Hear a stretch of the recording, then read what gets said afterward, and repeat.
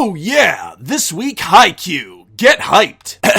Most of the time on this show, I talk about the deeper meanings in anime openings, or trends in their production, but an OP doesn't need to be laden with visual metaphors to show excellence in craft. Haikyuu's OP has one job and one job only, to get you pumped for volleyball, and it does so through expert use of editing and cinematography. That's not to say that Haikyuu's OP is devoid of clever imagery, just that the visual storytelling comes second to evoking a feeling of excitement in the viewer. Lots of sports shows and shonen action series aim for the same thing, but Haikyuu manages to be one of the most effective. A lot of that has to do with pacing. The OP builds up slowly with a series of gradual pans, tracking shots, and stills, taking over 30 seconds to reach anything resembling action, but with every shot up to that point, the tempo increases, so that by the time the volleyballs start flying, your heart is racing. But these establishing shots don't just build up your expectations, they also introduce the cast, though even there's build up and payoff. We're first introduced to our protagonists, Kageyama and Hinata, only through a close shot of their hands as they go to grab their sneakers, and Hinata has to slowly put on his knee pads before they stand up and we can finally see their faces. The way that they move in unison reflects the teamwork and coordination that they develop over the course of the series, but there are visual details that hint at the uneasy rivalry between them as well. For instance, look at the contrast between the sneakers. Hinata's are red and white, while Kageyama's are very, very dark gray. What's really cool about how this is all blocked out is that you can tell whose sneakers are whose despite never seeing either character's feet. How do they manage that? Small details like difference in skin tone might have clued you in, but it's more likely that you picked up on the character's consistent positioning relative to the camera, with Hinata always being the closest, as well as the fact that Hinata's red top shoes match his hair. This connection is actually paid off later on as you understand intuitively that you're looking at Hinata's shoes when he's tying them, despite the fact that it's the first time you've seen him wearing them. This allows the tilt up his body to work to full effect since you look forward to what Hinata's preparing to do instead of being puzzled as to who it is you're looking at. These are small things, signs of competence, not excellence, but shows mess them up all the time, and by nailing this continuity editing, Haikyuu is free to try out some really interesting shots without confusing the viewer. The boys drop and give us 20 under the title as we cut away in a flurry of crow feathers to the rest of the team. Crows, of course, are a symbol for Karasuno High School's volleyball team. We first see the seniors from behind at a low angle, which makes them seem enigmatic and imposing.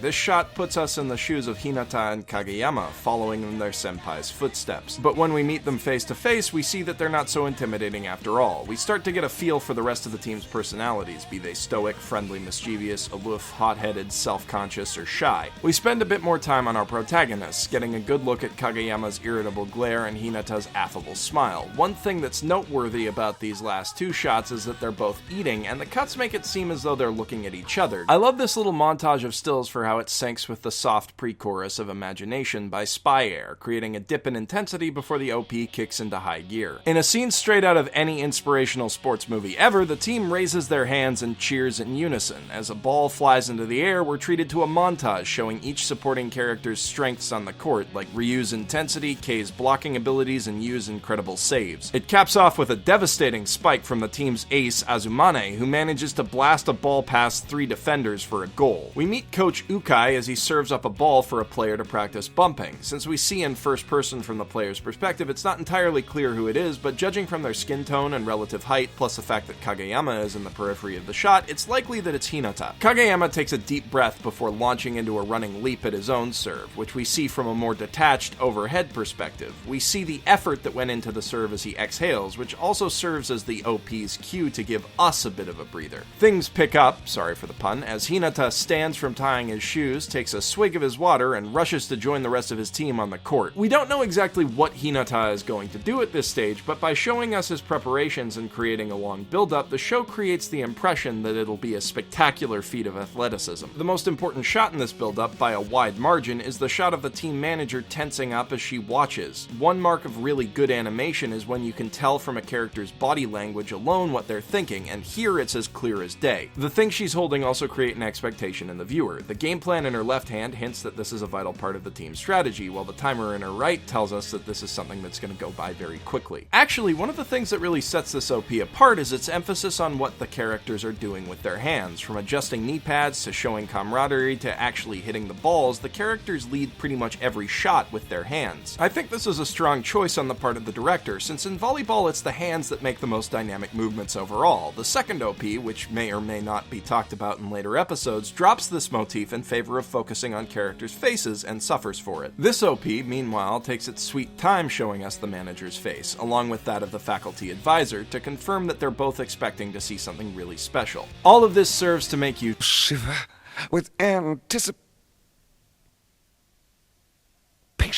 which allows the final burst of action to have a much greater impact than it would on its own. In a flash, Hinata pushes off and makes a mad dash for the net, leaping to hit one of his and Kageyama's signature quick attacks. This spike is made considerably more interesting by the editing, which rapidly cuts between Kageyama and Hinata in time with the beat of the song. This is the best way I can think of to show the split-second coordination that this attack requires. It also gets your heart racing with the beat, and it effectively demonstrates the difference between the calm and collected precision setting Kageyama is known for and Hinata's wild, erratic playstyle. The payoff isn't just in the ball hitting the court, but in the pair's ecstatic reaction to their own success. Their inaudible cheer syncs perfectly with the singer's own cheering, and the animation is so fast and intense that it makes you want to shout along with them. It's filmmaking 101, but it bears repeating. Reaction shots are immensely important if you want the viewer to empathize with the on-screen action. Nailing these fundamentals allows Haikyuu's OP to really worm its way into your head. From here, the OP slows down one last time, showing us the mysterious little giant who inspired Hinata cutting an imposing figure in the middle of a huge stadium. Again, we're meant to look up to him from Hinata's perspective. Interestingly, this is the only shot in the OP that takes place at a proper volleyball game. The rest focuses entirely on the team training in their gym. This alone sets the Haikyuu OP apart from pretty much every other sports series on the market, almost all of which focus on big games in their openings. It's kind of weird that Haikyuu is the only show to take this approach, given how memorable and iconic training montages can be in so many sports movies. This difference in tone, not to mention the striking art style, certainly makes the show stand out. Anyway, Hinata's clearly a little intimidated wearing the same uniform as his idol on the court where he once trained, but he works up the energy to run forward and bursts into the air in a mess of feathers for the final group shot. These last moments give us a chance to relax and get ready to enjoy the show proper. That might seem counterintuitive. Letting the intensity drop off is a bad idea when you're trying to get someone hyped, right? Well, actually, Haikyuu is following a tried and true principle known as an interest curve. No, I'm not talking about the reason you're gonna lose your house in 3 months. Interest curves are a concept that's talked about a lot in game design.